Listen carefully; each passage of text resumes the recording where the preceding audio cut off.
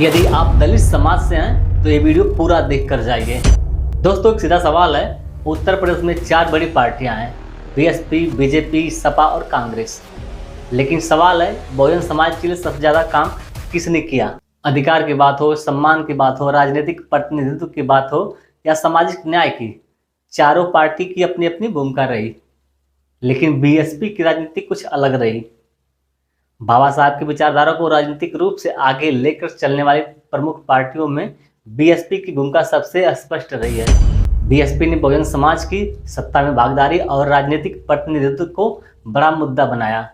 मायावती सरकार में अंबेडकर ग्राम विकास जैसे कार्यक्रम चले, गरीबों के लिए आवास की योजनाएं हुई, छात्रों के लिए छात्रावास और शिक्षा से जुड़े काम हुए। आरक्षण और सरकारी सेवाओं में प्रतिनिधित्व जैसे मुद्दों पर भी जोर दिया गया ताकि सभी वर्गों को समान अवसर मिल सके और गरीबों को भी मुख्य धारा से जोड़ा जा सके।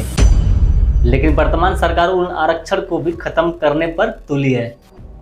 बीएसपी सरकार में नए नए स्कूल, कॉलेज, यूनिवर्सिटी तथा अन्य सरकारी कार्यालयों का निर्माण भी करवाया गया।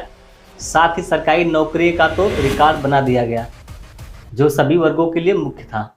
साथ ही बाबा साहब अम्बेडकर, मान्यवर कांशीराम और दूसरे बहुजन महापुरुषों की विचारधारा और पहचान को सार्वजनिक जीवन में मजबूत करने का प्रयास हुआ।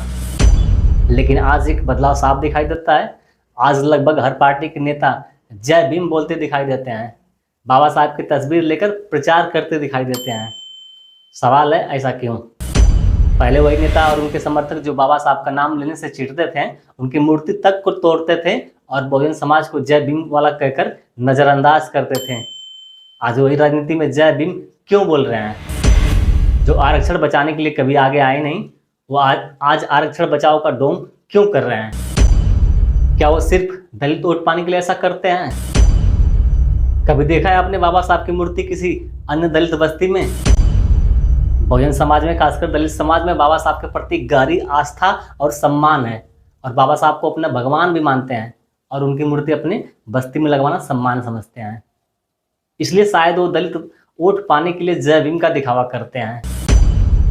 जरा गौर करिएगा, जब कभी भी आप किसी बड़े शहर की तरफ जा रहे होते हैं तब आपको बड़े बड़े बिल्डिंग, आलीशान मकान दिख रहे होते हैं जिसमें एसी वगैरह भी लगा होते हैं।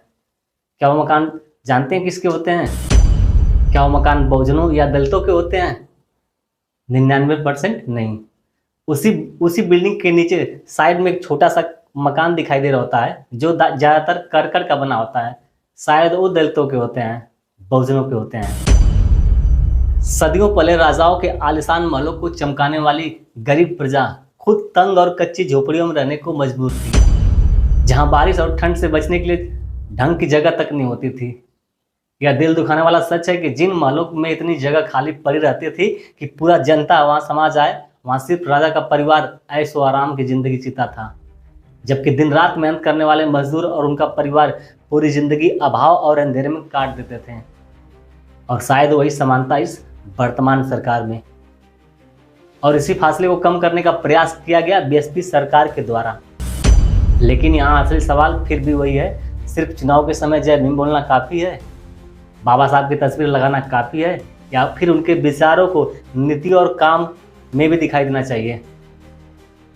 हम ये नहीं कह रहे हैं कि बाकी पार्टियों ने कुछ नहीं किया, लेकिन सवाल ये है, बहुजन समाज के अधिकार और सत्ता में हिस्सेदारी को अपनी राजनीति का मुख्य मुद्दा किसने बनाया?